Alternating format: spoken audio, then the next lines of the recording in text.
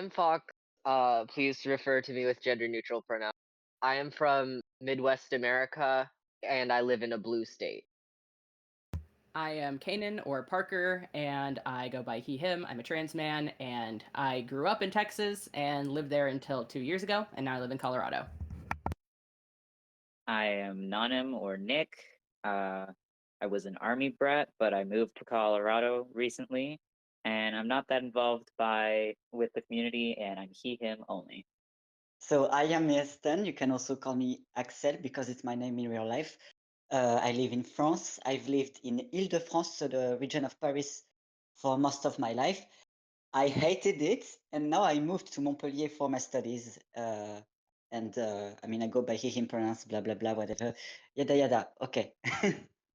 Hey, hi, I'm Nico or Mark, call me whatever. I'm from Peru, and I've always lived here. That's that. And my level of involvement, it's not really that high, but most of my circle is LGBT.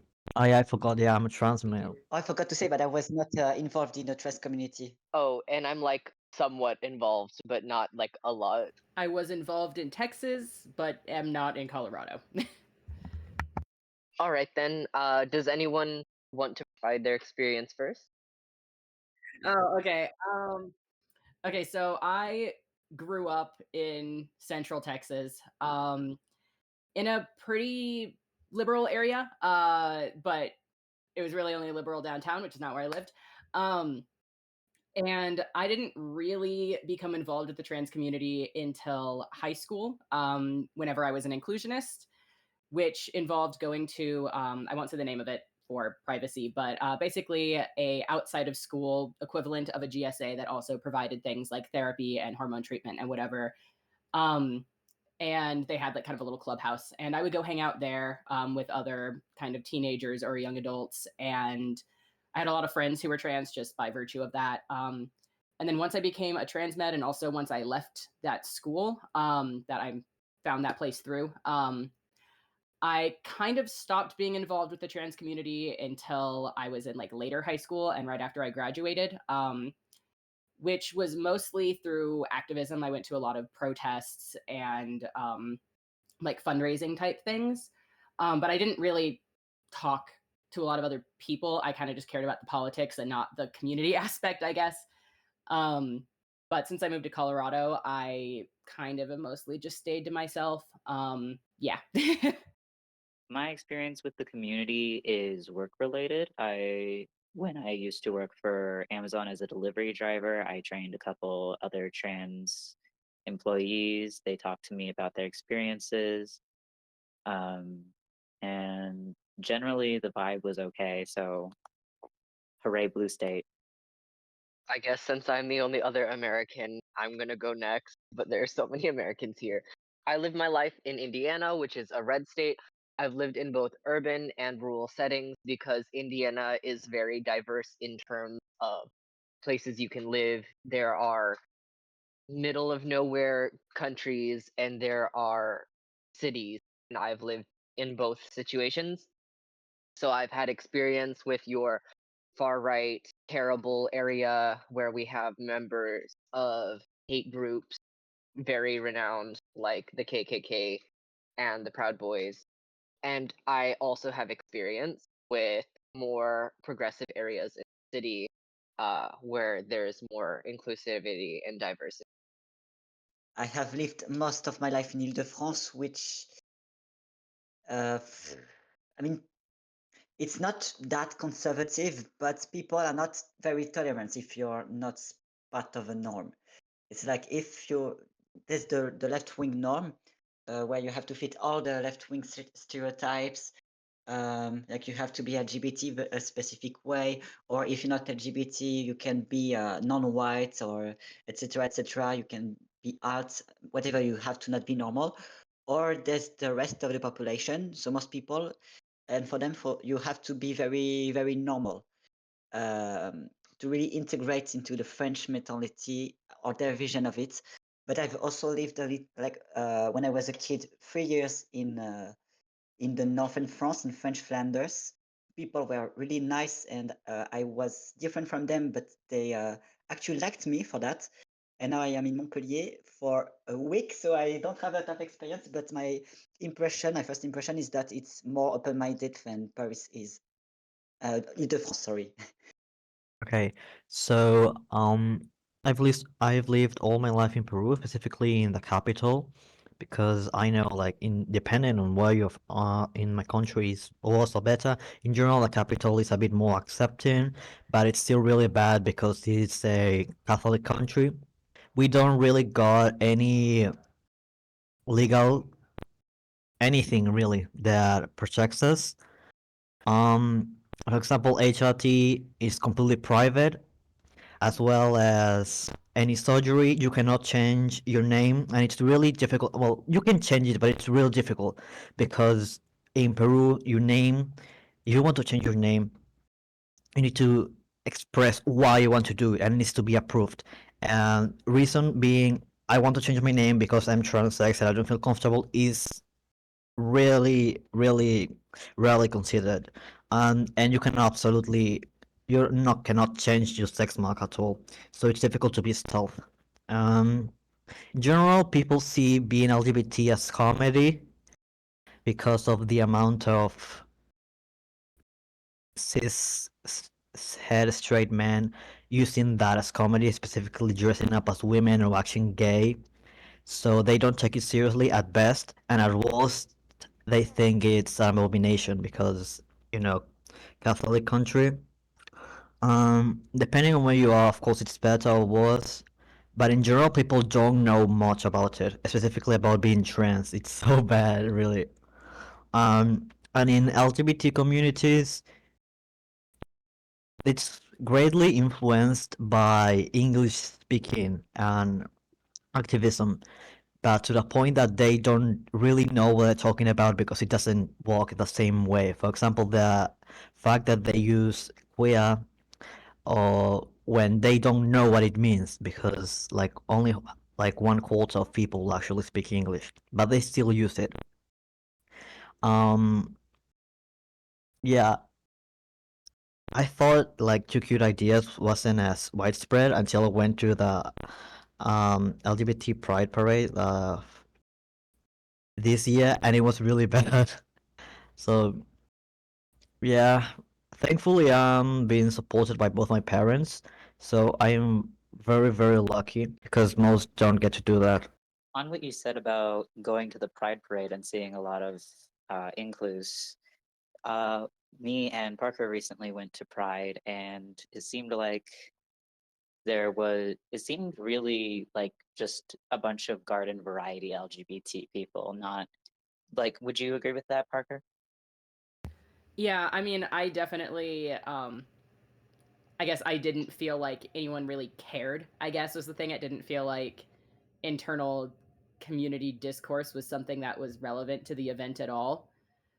Um and I don't remember seeing any flags that like I associate specifically with inclusionists or with trans meds or anything. Like I don't remember seeing like a xenogender flag or anyone wearing trans med anything. It just kind of felt like a general everyone's here together and we're having a good time kind of vibe.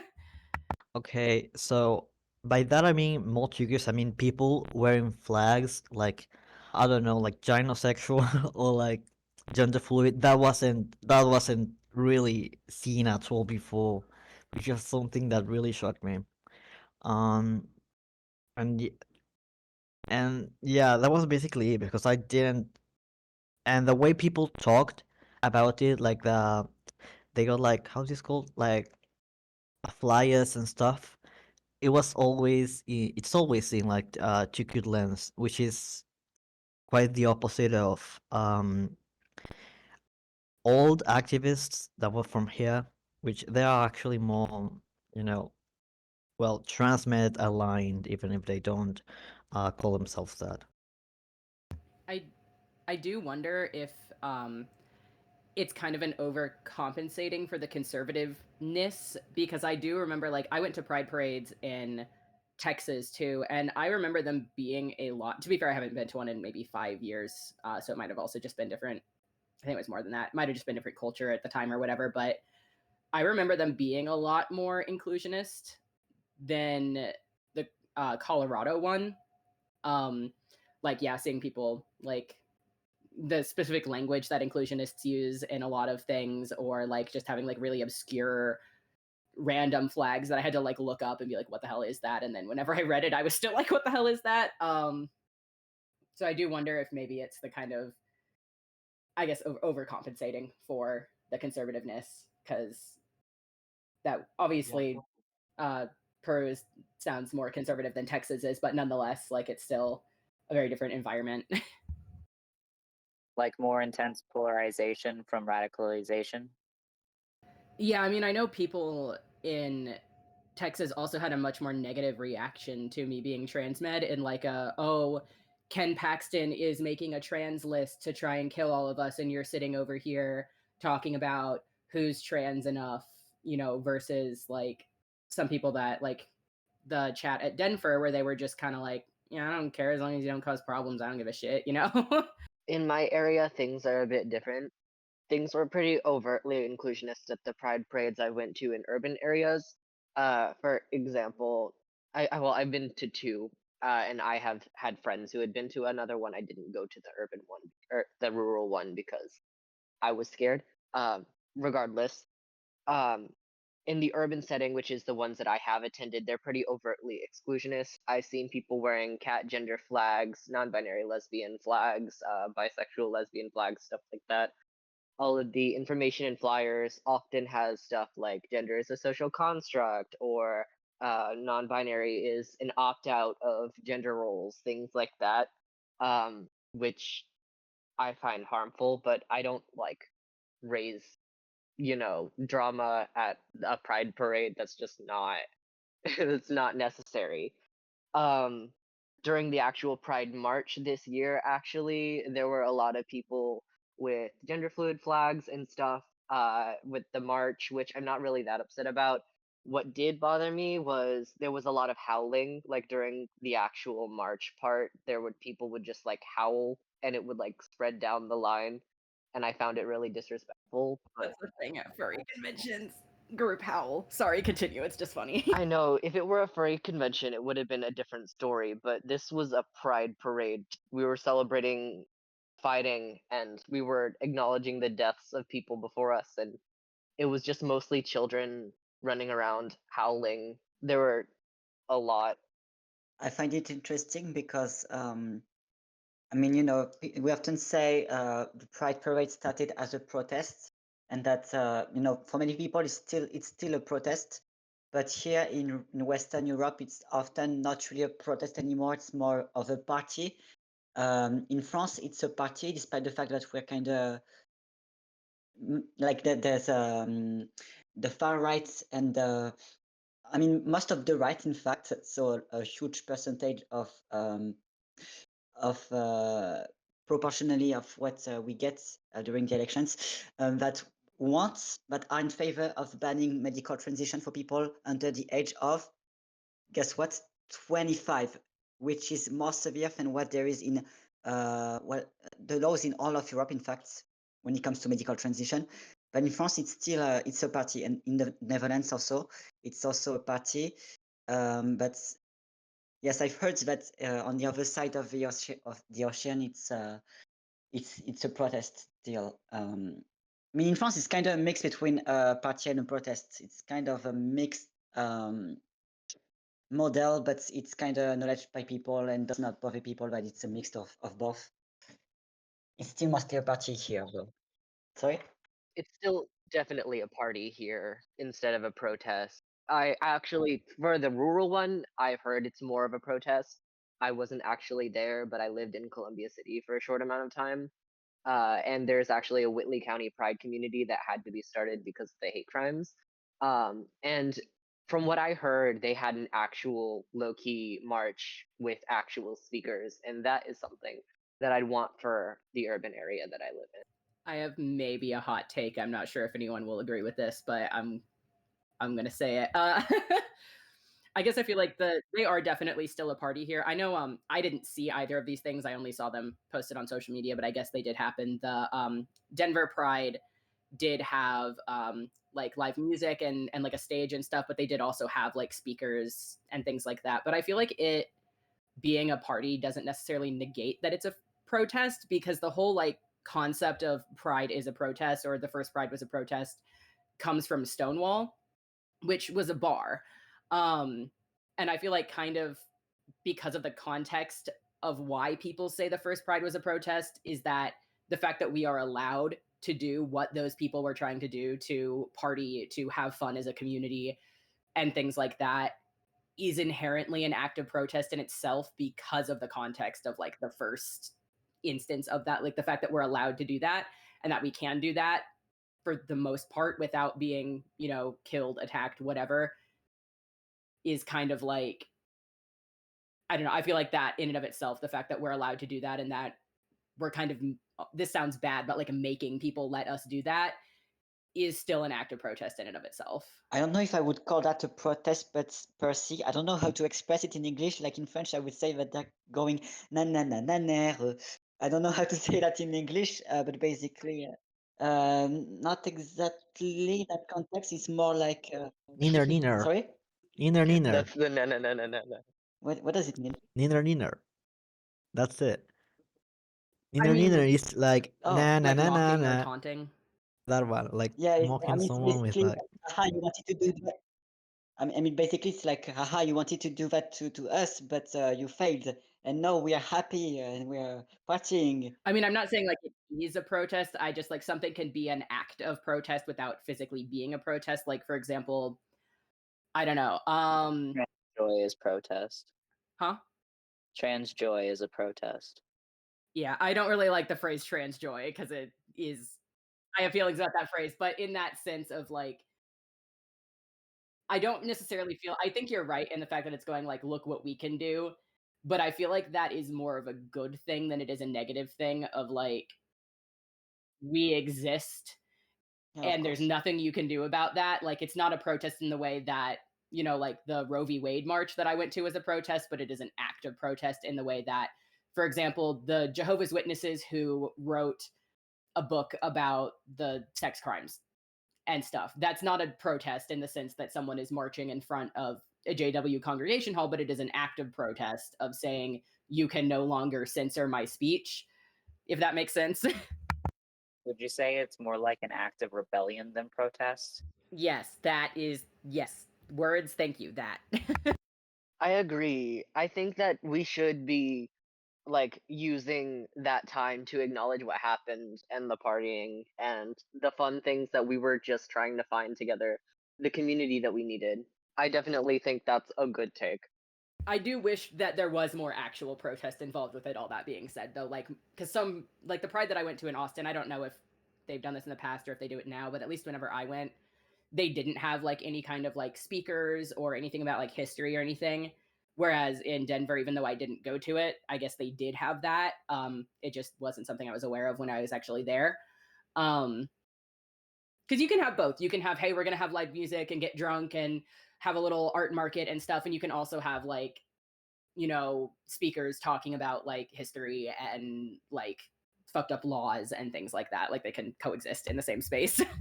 I agree. I also think that there is some sort of measure of difference between uh having party and protest, or having party as protest, as opposed to just yay gay and party, but and then howling and the it's just it seems a bit disrespectful Yeah, to the howling thing the astounded howling me. thing is I didn't mean to dismiss it by saying it was a furry convention thing. It just shocked me. well, and also in this sort of space you see a lot of appropriation of other queer cultures too, because you'll go out and you'll see a bunch of middle upper class white kids voguing like My brother is straight, mostly white, and I mean it's a bit complicated the white thing, but and of an upper class, and he's voguing, he's learning voguing just because his friends who are mostly like white trans and white gay people, uh, upper class of course, and probably white vogue, and I feel like it's just seen as this general LGBT thing or left wing thing, like in white upper class spaces. Doesn't voguing come from like ballroom culture? That seems really weird. Yeah, Yeah, it does. Should be have it used in that context, I guess, of like just random white rich guys doing that. But France, I mean, we know about our own culture usually, not always, but usually we do. But American stuff, it's American. We don't always feel like respecting American stuff, or I don't know. Definitely understand it more from like an international perspective where someone may not know the history or context of that and is just doing it because they see other people do it versus like let's say like a white rich guy living in a $1 million apartment in New York, like the same city where that originated from and is gay and should know these things versus like yeah, someone in like France or elsewhere that's not. Then again, I don't personally think there's anything wrong with people, um, you know, doing dances or stuff like that are part of other cultures than theirs, as long as they understand or respect the culture. I don't think it's wrong inherently, even if it's not. I feel like it's very context dependent. Like as a native person, if I were to see a random white person doing like grass dances badly, like just because they saw someone else doing it and they thought it looked fun and they don't understand the context or the history, they're just doing it because they saw someone do it versus maybe a white person at a powwow who's there with a native friend who taught them this and taught them the significance of it and whatever, and they're doing it like I'm sure other native people probably have different opinions on that, but like there's a lady on TikTok that I follow, right, who's a grandma to kids who are mostly white. But she's native and she taught them how to do this. And I think that's like totally fine. Like they understand the significance of it, they have some connection to it, whatever. That's fine. Versus like some white guy seeing a grass dance on TikTok and deciding to use it as a TikTok dance. I would be like, what the fuck, dude? Yeah, you'll have these cultures that are so important and the histories that play into the development of these traditions. And then you have a bunch of white kids voguing in front of a stage. No person, no black or Hispanic person of color in sight. I mean, I feel like to be fair, just seeing someone doing it without any other context, I don't feel like that it's like inherently like bad if we don't know the context or their history with it or things like that, but it is off-putting in my opinion, at least. And then maybe if they explain something or you know them, then it can be like, oh, okay, well I get it now. But like in general, I feel like it's off-putting. Well, and there's no ballroom culture in my area, so they're not associated with the ballroom culture. They're not from Paris. They're not from New York. They're not from California. They're not from anywhere where there is a thriving ballroom culture, and there's definitely not one here. Cultural appropriation versus appreciation, basically. Exactly, everything you guys were saying. But yeah, so it seems like a lot of parts of Pride have just led into appropriations of other culture through partying and like this celebration. And perhaps you could make the argument that because they're in a queer space, that they should be entitled to that experience and that voguing and be in those things that are crucial to our community. But it's an intersectional community that this comes from too. And I mean, it's also a difference of if they understand why it's important or if they just see people doing it and then they do it. Yeah, like, oh, this is the gay dance versus I understand and I'm celebrating. Yeah, again, like the kid who was white, but his grandma taught him how to grass dance. Like, if I just saw a random white kid on TikTok doing that without the context of, knowing the person who made the account and following the caption, I'd be like, bro, no. But like with the context of like why he's doing it and whatever is like, oh, good for him. That's cute. That's sweet. I like that, I think that, I mean, each time people from America talk about cultural appropriation, it's normal that it feels foreign because I am not from the same country. But in France, things are so different. We don't even ask ourselves, is this cultural appropriation? Is that cultural appropriation? We're not mindful of that. I mean, some people will say it's because France is racist and there's colonization, blah blah blah.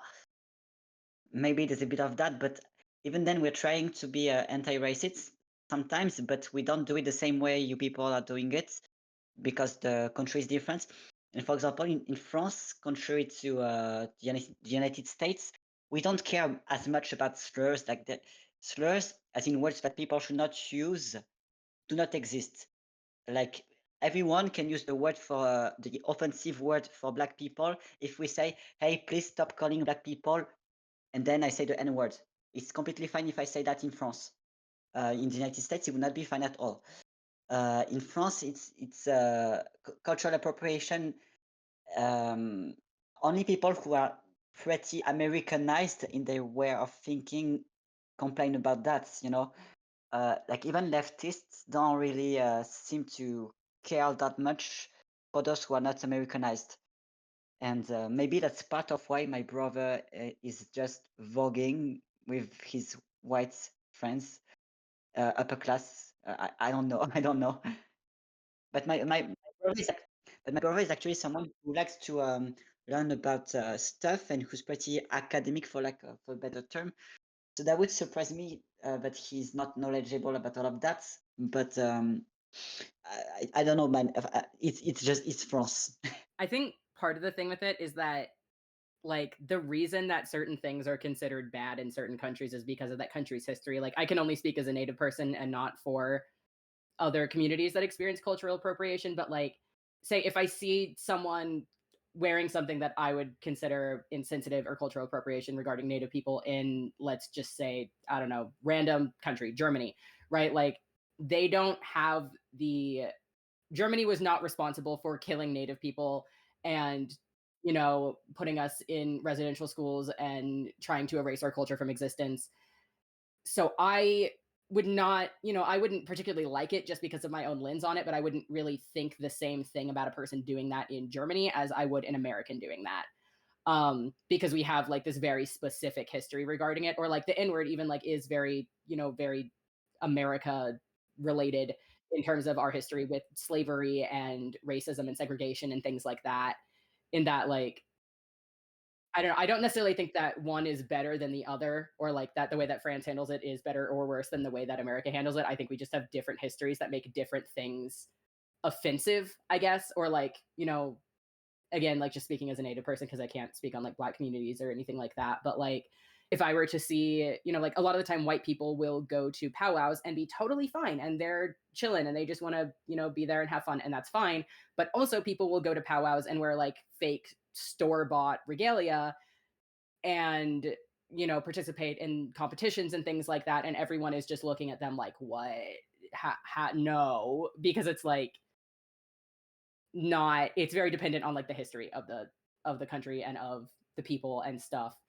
And like or whenever I went to Norway, right, like my mom is, depending on where she is, people think she's a different race. Like when she goes to Oklahoma, which is where she's from, people know she's native.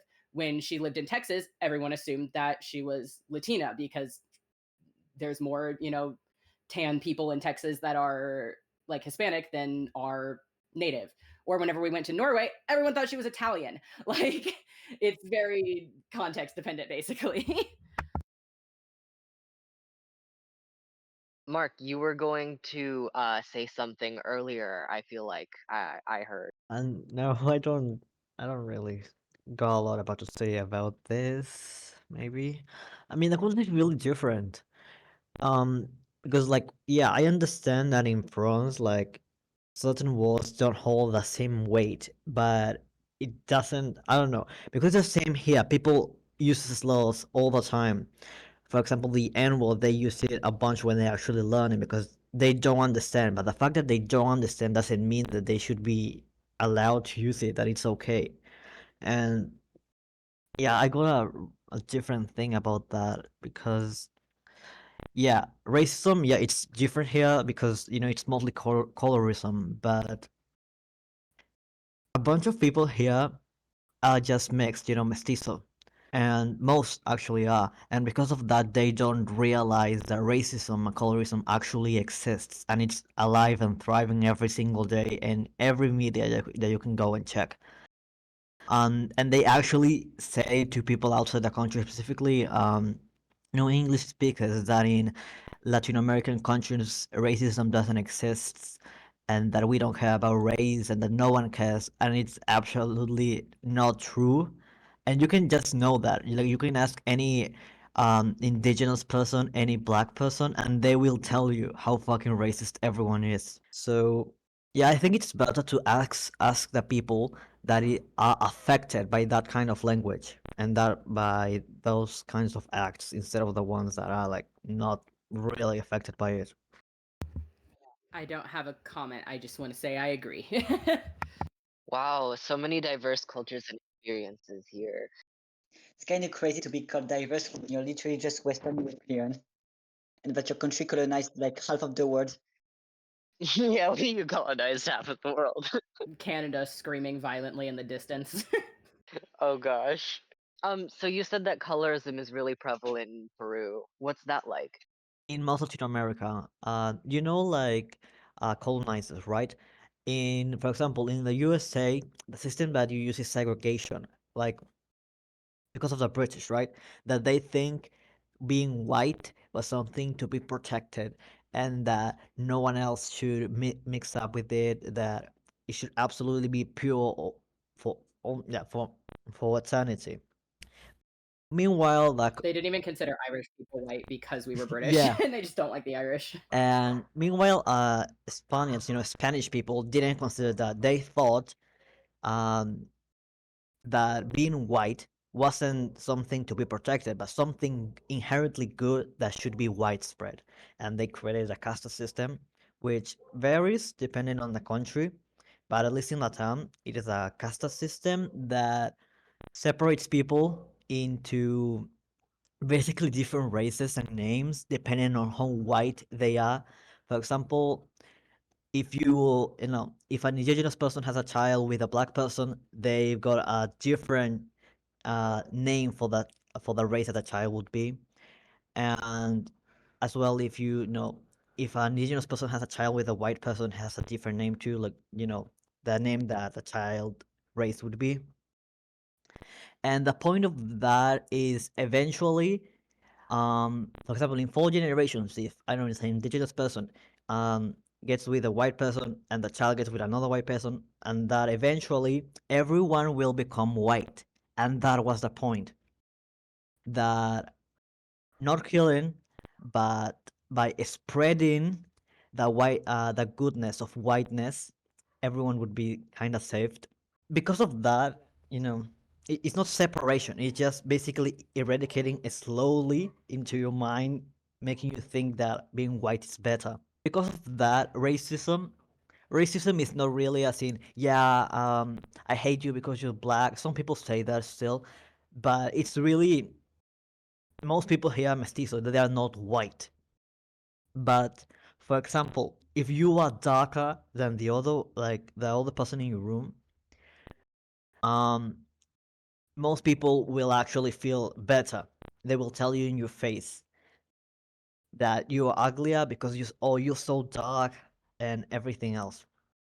Like everyone wants to be white, and when someone is like, yeah, I am so proper, whatever, they're like, you're not even white, so you shouldn't speak. You shouldn't talk about it.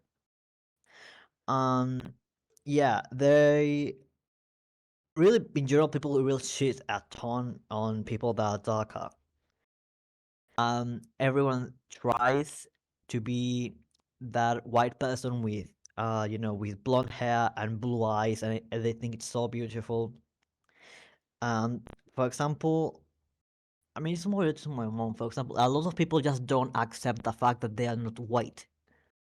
Like they don't accept the fact that they are brown. They don't like using the word, yeah, I'm brown. No, they don't like that. Or I'm black. They don't like that, unless you're like um clearly not mestizo, not mixed. Most people don't acknowledge like the color of the skin, and they always say, no, I'm this color now because of the sun, but when I was a baby, I was white, so I am white. I am not like you. And racism against indigenous people, especially indigenous features, is incredibly, really, really fucking bad. um because they're not white, and it's really showing because I mean the indigenous population is not as high as other countries, but it's still pretty high because they immigrate towards the capital, and people really dislike that. They especially dislike the accents that they have because of Spanish not being the first language. And it's even worse when they are like privileged kids, even if they are not white. They legitimately don't understand the issue. They don't think that racism exists because in paper everyone has the same rights. Okay, so what I wanted to say is that as a French person, in fact, what you're describing kind of sounds like the like reverse grand remplacement. Like you see the theory of the grand remplacement. Okay, so it's a French conspiracy theory in which it's theorized that people, like people who are not of European descent and who come to Europe, uh, have a lot of babies with the purpose of replacing the white race. White replacement theory, that's what it's called in Sorry? English. It's called white replacement theory in English. Oh, yeah. Well, in French, it's grand remplacement, and it's it's unfortunately same French thing. as a theory. So it's that, but the other way around. White people replacing the native community. Yeah. Yeah. And basically, people who are not fully a race, like they don't have pure genes, quote unquote, of course, they're not seen as white enough to some people, and it's a problem for them. I mean, for the racists and for the people who are affected by racism. I have a comment as an Indigenous person. Is it okay if I don't want to cut anyone off? No, you can. Okay. Okay, so I thought that was really interesting, and the fact that America very much used to be like that. Like, I'm going to talk about Utah specifically because I think it's most relevant. Mormons have a lot of racist theology about Indigenous people. I'll just say that. I won't go into it, but they're a primary, like, it's not able to be something that can be corrected over time. It's a primary part of their theology. So I'm just going to talk about that specifically because I can verify that, like, what I'm saying is I'm remembering it correctly, basically. But there was a very similar mindset to that in like colonial America and even up until like the 1800s, where, yeah, basically, like, obviously they did actually kill off like millions of indigenous people, but once they kind of settled down, I guess, there was a consistent problem of white men kidnapping indigenous women. They would kill the men and kidnap the children and women and rape them to try and basically, this sounds really wrong, but have you ever heard of the Sims challenge, breed out the ugly? Because it was basically that in real life. And it resulted in a lot of people who are indigenous now, like who are, 100, 200 years in now, kind of having a very different mindset of that within our own community. Of like, there's this phrase in both indigenous and I think in Black communities, I'm not sure, basically like coffee is still coffee no matter how much milk you put in it, because a lot of us realize like you are not, because the US government tried to basically not give indigenous people anything, by claiming we weren't indigenous enough, which is why blood quantum is such a big debate of like, what genetic percent native are you? Where a lot of indigenous people are like, that is a colonial mindset because we didn't get to choose like any of this. So many children are indigenous and grow up with indigenous culture and whatever and look white because we didn't get to choose. Our women were kidnapped and raped by white men, and that wasn't something that we got a say on. We only exist the way we do now because we didn't have a choice to. So I feel like the mindset is like almost, at least in our own communities, is like the opposite of like, you're indigenous no matter how you look, because like we didn't have a choice, because they tried to, yeah, like replace us through having, children with white people that we didn't get a say on. And it's also like interesting in the fact that inside our own communities, that's a very common thing. There are definitely still people who care a lot about blood quantum, but they're not very well liked, I guess. In that, but for the most part, within our own communities, at least what I've experienced, most people understand that history and are like, they tried to eradicate us by killing us, and then they tried to eradicate us by, yeah, like making us whiter and whiter and whiter. And but from the outside, like, I'm a very white passing person. I have blue eyes and I'm kind of tan, but not in a way that like most people would think I'm not white. But I have a lot of indigenous facial features, and I grew up in an all white school in a suburb of Texas, and those kids did not know that they were being racist. They had absolutely no idea until they met my mom, which was its own story. But for the most part, they just thought I was a quote unquote ugly white kid because I have a bigger nose my face is shaped differently, and I got picked on for those things constantly for years, and they didn't know that they were doing that in a way that was racist until I got to middle school, because then we started having history lessons about Indigenous people, and then it did become overtly racist. But it's interesting, I guess, that they will pick things out like that there, but like, I guess in a way that they know it's racist. I mean, obviously they're not going to acknowledge that, but like, you know what I mean? Like, it's the reason for it is a conscious reason, instead of just a you look different than me, fuck you kind of thing. Because like, I don't want to say I experienced racism living in an all white suburb, all white school, because I am, you know, on my day-to-day life, most people just think I am a white person. Whereas, you know, my mom or other people in my family who are not as white passing as I am have experienced like legitimate violent racism. So I don't want to say it like in a sense of comparing those things. But like, it is such an ingrained thing that having Indigenous features is the wrong way to be, that even if you have blue eyes and don't have that dark of skin, there is something different about you. And it's been ingrained in us that this specific way that you're different makes you lesser, makes you, like, at least in American history, makes you a violent person, makes you, you know, aggressive inherently. But it's interesting because, like, I guess our community has kind of shifted over the years to be the opposite of what you're describing, but it came from the same place of like, you know, oh, well, we can't kill all of you, so let's just, at least I don't know if that was the case there, but here it was like, we can't kill all of you, so let's just breed out the native. Basically, let's send you to residential schools where you are forced to not engage in your culture. Let's have Mormon families adopt you. There was a whole program the Mormon church did to do that, to make you whiter and things like that. And it, but we've gone a very different direction, I guess, in how that racism presents and how our own communities view it. Sorry, that was very long. Yeah, I have like two things to say, like one short one and a longer one. So the short one is that I mean, if it was only like a few people who found you ugly, I would not have said that it was racist. But seeing how apparently it was uh, most of them who found, or at least a lot of them who found your more native features ugly, or worthy of picking on you. I mean, it shows that there's something wrong, because I mean, I don't. Maybe it's because I'm French. I don't really see what is wrong with Native American features personally. Um, I mean, once they realized they were Native American features too in middle school, it did become overtly racist. It just wasn't in oh, elementary school.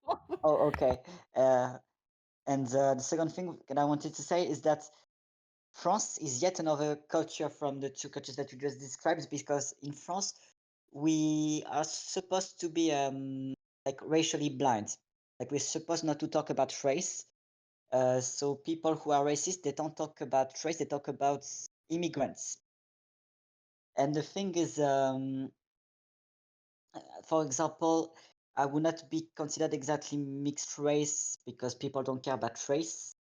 I mean, except some people care, but like racist cares, but racists care, but it's not what they say. But I mean, day-to-day life, people don't say you are mixed race, you are this, that, blah, blah, blah. They say, I don't like immigrants, blah, blah, blah. They are the first generation immigrants, second generation immigrants, third generation immigrants, immigrants from Europe, and uh, immigrants from outside of Europe, blah, blah, blah. And, you know, in France, people, even without using the terms for race, will find a way to be racist by using the terms for immigrants. I mean, but saying immigrants from outside of Europe, immigrants from Northern Africa, immigrants from Africa in general. But things have switched a bit, because, you know, in Europe, the far right is getting more and more popular. The nationalist far right in Western and Northern Europe. That's a kind of conservatism that we have. And what is happening is that since basically something like 2 years, people in France, you know, this country that is supposed to be colorblind, start to talk about race. They start to talk about how people who are African can't become French, or are not French. Say the French football team is not French because they're all African, blah blah blah. Of course, they don't complain about those who are of Spanish, Portuguese, or German descent. You know why? Um, my mother sometimes says that people who are not like people from Africa, for example, are not French, but she has no problem with calling her cousin who is. I mean, I have Belgian ancestry, so my mother's cousin has Belgian ancestry, but she's mostly not Belgian. But my mother has no problem with calling her Belgian. Um, strangely enough, sorry, my mother has no problem with calling herself English, despite the fact that she's ethnically not English at all. But people who are African suddenly, no, they can't become French. By African, I mean ethnically African. Because I mean, once they're French, they're well integrated into our culture. They're mentally French, blah blah blah. They're European, not ethnically speaking, but there's no reason to judge people by their race if they just have the right mentality. And people in France, they say that they care about the mentality and not the race, but they really, when you listen to them closely, you notice that a lot of them, it's the race that they care about. And at least we're becoming more and more overt. I mean, I'm not I'm not part of the racist, sorry. But the racists are becoming more and more overt about their racism, which can be seen as a bad thing, can be seen as a good thing. But the good side of it is that now they can't pretend that they're not racist anymore because they're saying, I don't like people who are this race, this ethnicity. And the other thing that is sad is that unfortunately, with we have the culture in like minorities have this culture of reclaiming slurs. Well, in Europe and in France, especially Western Europe, I'd say, especially France, probably, racists say, yes, I am a proud racist. Like English people who are transphobic say, yes, I am a proud transphobe, blah, blah, blah. It's as if they're reclaiming quotes, slurs and quotes. And, they're trying to take the power away from these words. But I don't want these words to become positive terms. I want people to keep thinking like me that racism, transphobia, homophobia, sexism, that these things are not good, that they're bad.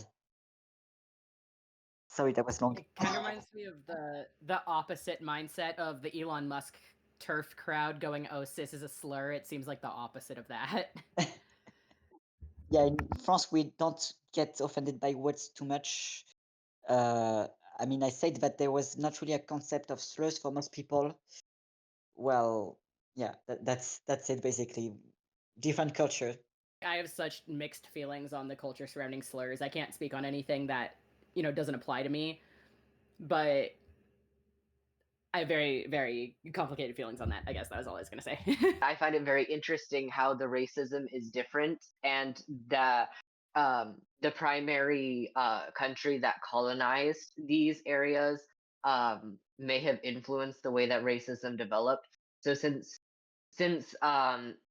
Mark said that the Spaniards mostly colonized Peru and Latin America, causing the colorism mindset, where they want people to be whiter instead of just having no one is white enough as a mindset. And then we have places like America, which have a bit of a mixture between those things, where it's mostly the idea that, very segregated races, but also the heavy colorism and the heavy, even the dark people should be more white, though, in the concept of racist people's heads. The way that those cultures mesh may be related to the fact that there was slightly more influence from the UK and probably a little bit from France too. I don't think so, though. I'm not quite sure about that. But we also had Spaniard colonists too, so that might have mixed the cultures a little bit. I would say the cultural appropriation thing is a really interesting thing that I think is unique to America, in that, at least in Oklahoma, again, where my family is from and our tribe was moved to during the Trail of Tears, that a lot of the way people are racist towards Native people there, at least in my experience and from the politics and stuff, is that people want to say they're Native when they're not, for brownie points. like everyone calls the governor of Oklahoma a $5 Indian, which is someone who paid to be on the Dawes rules, which is how our tribe basically tracks who's native without using blood quantum. Um, and people would pay $5 to get on it just so that they could say they were native, so that they would get benefits and things like that, or so that they could say they were. And that is really racist in its own right, and there's a lot of history that I won't go into with that, but like even in different parts of America, basically, people were overtly racist about, like my native features or towards my mother and things like that in Texas. And it was just blatant, like, oh, so you're going to kill me or scalp me because you're native, right? But then in Oklahoma, it's like, yeah, guys, I'm native. I speak for them, says overtly anti-native thing. And everyone in our community is like, that's a $5 Indian, fuck that guy, In France, we only really have that for immigrants. Like there are people who, I mean, it's always the Italian immigrants who are like that, who are like, yeah, I speak for, I mean, no, it's not exactly the same. No, I mean, basically, Italian immigrants in France, they're very, very right wing, very, very nationalistic. And they say immigrants should, I mean, basically, you have to give up almost everything about you that is part of your culture, the culture of your country, of the country of origin, to adopt the culture, to make space for the culture of France. And something else that I wanted to say also is that in France, colorism, I mean, I'm starting to notice colorism. I don't know if it was already there in the past, and that I didn't notice because I didn't pay attention, or if it's becoming worse. Probably both. But there are a lot of people who are like, France is a Celtic country, France is Germanic, blah blah blah. The French person who is a real Frenchie is kind of blonde with blue eyes, a pale skin, blah blah blah. The Latins that invaded us, they invaded us. We are not Latin, blah blah blah. When really we are a mixture of many things. There's this slogan. Sorry, I guess in English. Motto. I think it's motto in English. There's this motto: "Nos ancêtres les Gaulois," so our ancestor, the Gaulois, who are basically a Celtic, who are Celtic. It's a right-wing motto, by the way, if you didn't guess. And there are people like my father who don't really like the Mediterraneans, be it the Italians, the Spanish, the Portuguese, or the Southern French, because they're too Latin, they're too. I mean, my father says he's not racist, and fundamentally, my father does not hate black people. He does not hate all Arabs. um, but a lot of people genuinely dislike people for being dark-skinned in France, because they're seen as less Celtic, less Germanic. But it's very, very fringe. But I feel like it's becoming more frequent, unfortunately. And the other day, I mean, it was a few months ago, but whatever, I saw two blonde guys, two French-looking blonde guys, whatever, who were riding on bicycles. I promise they were not Dutch. In fact, I don't know. But one had a symbol on his backpack. I mean, it's not a Dutch symbol; it's more of a French symbol. But he was a Celtic cross, which, you hear that, you're like, okay, it's just a Celtic symbol. It's just maybe he's Breton, maybe he likes Celtic culture. And if it was just that, it would be fine. But unfortunately, in Europe, in France especially, the Celtic cross and all these Celtic symbols are often used by people who are racist towards their fellow Europeans who are not Celtic or Germanic. I think it's really interesting that it's a Celtic cross specifically, because Ireland was very much, its own victim of colonization. And maybe this is my hatred for Christianity coming into a place where it doesn't belong, but they were very much one of the main victims of Christianity. That they're, I guess, like, I don't want to say, I feel wrong saying native, I guess, but maybe that's just from my own perspective, like their native religion, their pagan religion, whatever. And I always hear Celtic, and I think, either just generally Ireland or like Celtic paganism, as in like what they had before they said, hey, y'all gotta be Christian.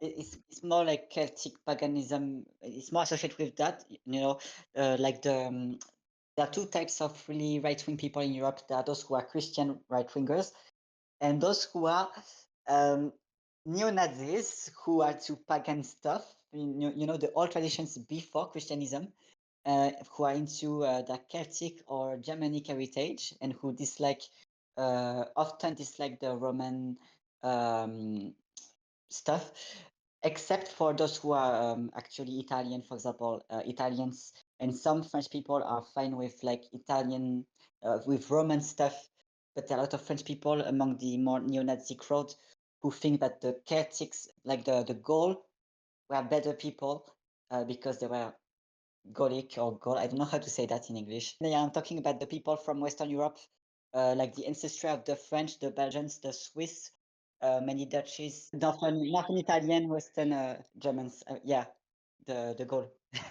Whatever, Gaulois en français. I will say that does sort of exist here, but it's mostly within Norse paganism or Norse general things. It doesn't so much exist with Celtic or like Irish things, but I've known people that I thought were chill because I've been learning Norwegian for years. I've been to Norway. I love that country. So I don't know a lot about like Norse mythology and paganism and stuff, but I still thought it was cool. And apparently it's just a really big thing that not all Norse pagans, don't get me wrong, but a lot of them don't believe that because they find the, beliefs to be compelling in a real religion way, but in a Scandinavia is the epitome of whiteness. So I should go back to, what the original Scandinavians believed, which, well, Scandinavians listen, Sweden, Norway, and Denmark. But what the original Scandinavians believed of, like Norse paganism and things like that. And it's not because they're just pagan and they find the religion interesting. It's because it's like, oh, Scandinavia is the epitome of whiteness. Before they became Christian, they believed this, therefore this is the better thing, and I'm better than you because I'm like the epitome of whiteness. It doesn't really exist as much here with Ireland, probably because of the history of, Irish people immigrating to America and them not being viewed as white and things like that. Just there's, my ex-partner's family was Irish, like actually Irish, not like, oh, we moved here a bajillion years ago, whatever, Irish. But I guess that doesn't really exist with Celtic views here, but it definitely exists with Norse paganism and just, Scandinavian things in general, which is very irritating as someone who is very interested in Norway and is learning Norwegian and stuff. I'm like, none of the language is fun. The language is fun, and I like cold places. It is really that simple. I also like fish. That's literally it. I'm not trying to like make myself more white by learning Norwegian. I just think it's a fun language. Yeah, I mean, it's like, there are two things I want to respond to that. Is that basically in Europe, no one really cares about the Irish, like racists. I mean, they don't care. Like the Irish, they're seen as Celtic, so they're seen as good, instead of non-white and bad. And also, in addition to that, there's some sort of friendship or alliance. I mean, I don't know. It seems kind of esoteric. I'm not sure I understand very much what it's all about, but it seems that the neo-Nazis who are very into Nordic stuff like the Celts as well, and that those who are more into the Nordic Germanic ones. Like, for example, there's this Norwegian guy, Norwegian black metal head called, I don't know how to pronounce it in Norwegian, but Vagvikens. If you send it to me, I can probably sort of pronounce it. If you send it in the chat. If it has the O with the line through it, I'm probably going to pronounce that wrong, but otherwise I can probably pronounce it. Okay. Is there a chat? Oh yeah, there's a chat. Holy shit!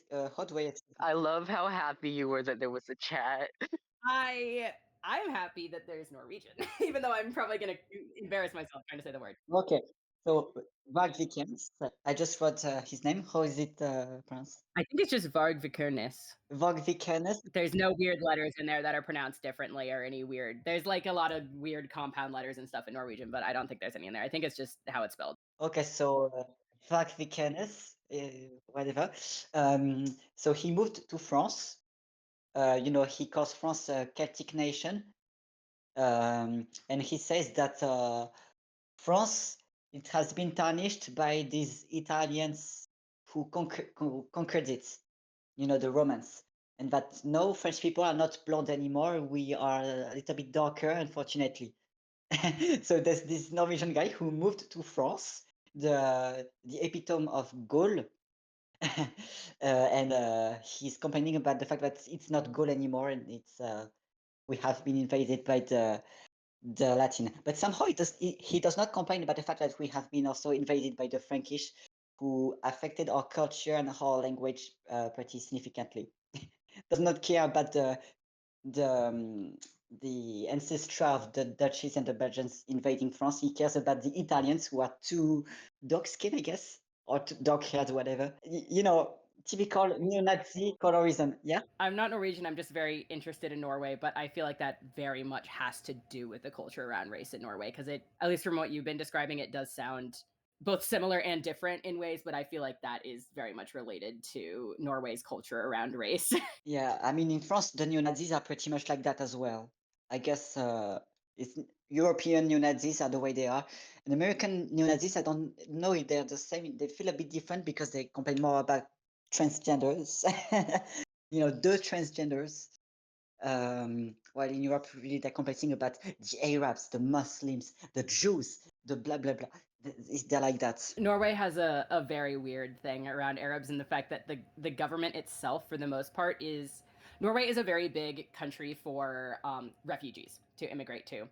And thankfully they have, actually this is Sweden that has this, I believe, don't quote me, but I'm pretty sure that Sweden has this like basically program. It's not like a, you can't immigrate if you don't agree to do this, it's just you immigrate and you have to do it, of like basically cultural education, which is mostly not targeted towards like don't be Muslim, don't, you know, eat your foods or whatever, but like a lot of you came from countries that are Muslim extremists, you need to treat women in this particular way, is most of it. Oh yeah, I know that. But Norway doesn't really have that, so they just let a lot of people in. And Norway as a country is very progressive for the most part.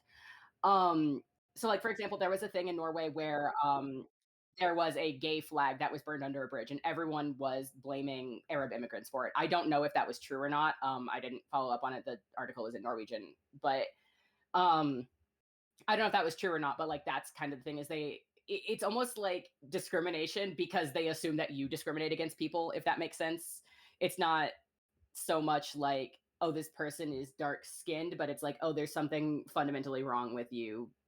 And that just happens, in quotations, just happens to correlate with your race. I'm sure that there are people who are like overtly racist also, just like in like mainstream media and stuff like that that I've read in Norwegian tends to be very like, oh, they're ruining our country's attitude of acceptance, which is also just a thing in its own about Norway, but I'm rambling, so I'll stop. I mean, it's also a thing like in France, in Belgium, of the far right being like, oh, the gay, not the gays, all the Muslims they are. So in France they say, oh, the Muslims they're making France more sexist and more homophobic. In Belgium, they only say, "Oh, they're making the country more sexist because the far right party in there. I mean, the big one is a bit homophobic. I mean, a bit. I mean, it's more homophobic than le Rassemblement National in France, like the Vlaams Belang, the yeah, the Vlaams Belang. You know, switching from English to Dutch. Um, yeah, but yeah. Um, in Europe, you know, we have this vision. Our countries are, yeah, we are so advanced. We have progressive values, blah blah blah. Even if the far right parties that I mentioned, the French one is transphobic, and the Belgian one is transphobic and homophobic. But you know, we have these rights, we are progressive, blah blah blah, and these people from with their religions, they're making it less progressive. It's not good. You know, it's part of the European racism. It's not inherently racist, to in my opinion, to say that I don't like this religion because it does this, it does that. It's one of the reasons behind laïcité in France, secularism. And if it's, you know, if you're treating the Christians, the Muslims the same way, you know, when they're being racist, when they're being sexist, homophobic, blah blah blah, no problem. The problem is people often excuse the bigotry of the Christians while blaming, like, while always complaining about the bigotry of the Muslims.